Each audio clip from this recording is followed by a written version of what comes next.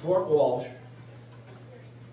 was, as I said in the beginning, the center of the universe. Everybody knew Fort Walsh. Everybody knew James McLeod, Superintendent Walsh, and everybody knew Sitting Bull. And Wood Mountain was known as Sitting Bull's address.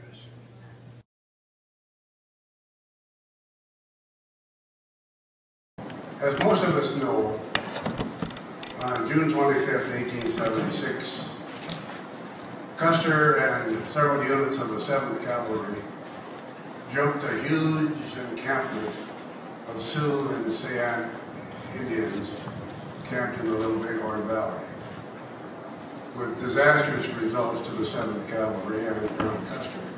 He and 264 of his men were killed. That gathering was a peaceful summer get-together, an annual event to celebrate the Sundance, to renew old friendships, to exchange gossip, and for the young people to find romance. It's now estimated that the total population of that encampment was perhaps 3,000 to 7,000 men, women, and children, with about 800 to 1,800 warriors. It's important to note that at that time, many of the Sioux, perhaps most, had accepted life on the reservation. Holdouts such as Sitting Bull and the others who were at Little Bighorn were entitled to under the terms of the Fort Laramie Treaty of 1868.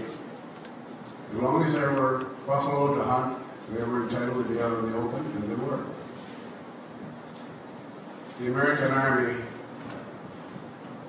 unlawfully attacked that peaceful gathering. However, after the encampment broke up, the individual bands went their individual ways. The U.S. Army was in hot pursuit. They brought up Colonel Nelson Miles from Leavenworth, Kansas, and the 5th Infantry, and Bearcoat Miles, as he was called, was persistent and ambitious and relentless. And he hounded those poor Sioux embankments well into the winter. Some of them surrendered. They were surrendering pretty regularly. Some started to trickle into Canada.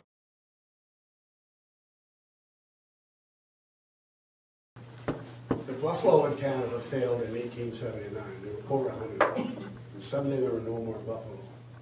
And we had First Nations people all from the Rockies to Red River to the Saskatchewan River had been dependent upon the buffalo all their centuries of existence. And suddenly they're gone. They're now all under treaty, and the government in Ottawa recognized an obligation to feed these people, and did so. But they wouldn't extend that obligation to the American Sioux. The official policy of the government in Ottawa was, tell the Sioux they can go home or starve.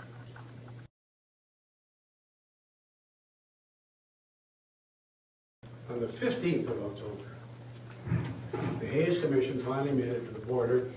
McLeod was there with an escort of Northwest Mounted Police, all dressed up, lances, impressed the hell out of the Americans, and escorted them up here to the fort. So this great international conference, this diplomatic initiative, took place here at Fort Walsh on the 17th of October, 1877. It was a disaster, total failure. The Sioux had no respect whatsoever for the Americans. They would believe nothing they said. Sitting Bull and his people were insulting to Terry and Lawrence.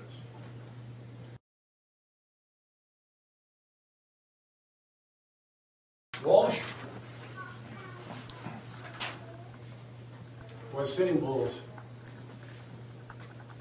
very good friend. These people had a high respect for each other. I might say this, that being an Indian on the Western Plains in the 1800s wasn't a cup of tea. To rise to the top of that occupation, you are a remarkable person. And Sitting Bull had achieved preeminence in that group. And for him to have that kind of respect for Superintendent James Morrow Walsh says an awful lot about what kind of a man James Morrow Walsh was. And these guys could recognize integrity and honesty. Honesty was a huge characteristic. But Walsh was moved in command of the detachment that developed at Wood Mountain. He had dealt strongly with Sitting Bull. He back and forth a lot. He knew that trail between here and Wood Mountain probably better than anyone. And the trail was no cup of tea. This is his description of a ride along trail in wintertime. And remember, it's about 120 miles from the Cypress Hills to the Wood Mountain, open plain, exposed to the elements in the wintertime. I shall give you a short description of this part of the country in the winter season. An undulating bare plain for a distance of 120 miles, covered with snow, devoid of timber or wood of any kind. Streams frozen to the bottom, and no shelter but what the broken banks of a coulee could afford. Men had to melt the snow and horses eat it to quench thirst. Wood had to be carried to melt the snow and heat water for tea. Most sparingly was this wood handled, and when the little fire was made, the poor half-frozen party would gather around it to catch the smallest radiated spot of heat to try and warm their shivering bodies. But at a temperature of 25 degrees below zero, the little fire only made one feel more severely the want of timber. There was no such thing as feeling comfortably warm on one of these trips from the time Cypress Mountain was departed from until Wood Mountain was reached. And you can imagine what joy it brought to every heart after plowing 5 or 6 days through snow without water or fire, when Indian Cliff and Wood Mountain on the Butte could be sighted.